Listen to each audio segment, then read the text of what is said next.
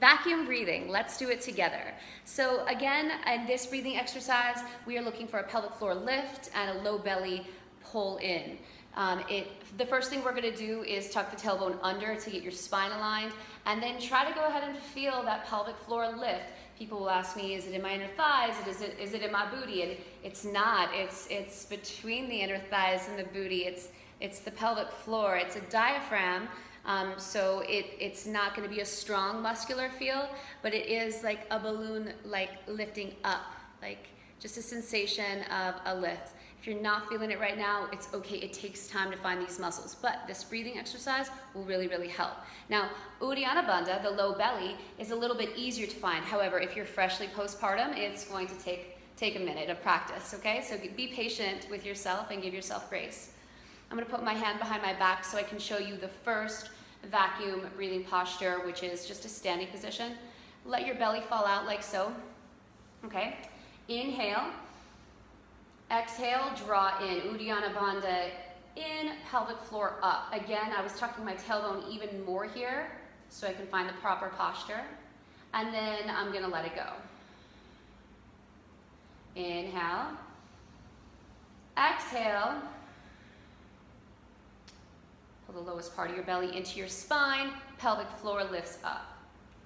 Now, it's going to be your objective to walk around like this all day long. We call this a bhanda lock. So the hips are locked out, ready for movement, particularly while you're exercising. You want your bhanda lock to be activated.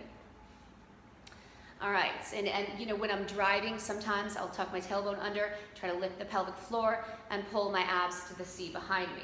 So you can do this all throughout your everyday life. If you're nursing, then you're going to do the same thing. Try to push your lowest part of your belly into the chair behind you. Pelvic floor is lifting up. You'll find that you'll be able to access these muscles first, probably the top ones, before you're able to access these. That's just the nature of carrying a child. It puts more laxity, usually in most bodies, on the low part of our bodies and our upper thighs than it does on the top part of our abdomen.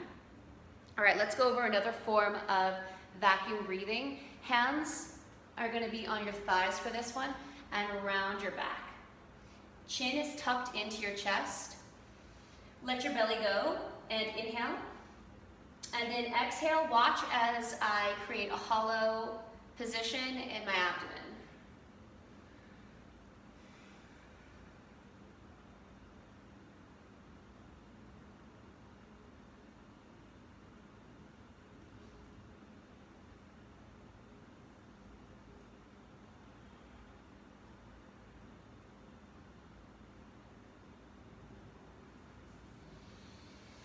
Come out of it with the chest lift and slowly straightening the legs.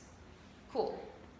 So you want to make that hollow shape in your stomach as extreme as possible. Now you're not going to walk around like that, you know, in your everyday life, so it's a little bit different, but it's very, very deep. I like this position of hands on the thighs much better than the standing position because it does allow you to get deep into the pelvic floor. You know, when I was first doing it, again, I could access here, here, here, and then eventually right here and the pelvic floor. It just takes time.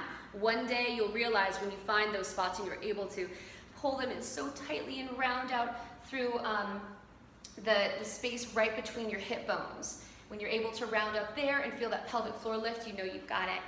So I've seen my yoga teacher do the craziest vacuum breathing where she draws in so tightly. I'm still working on mine. I'll always be working on it.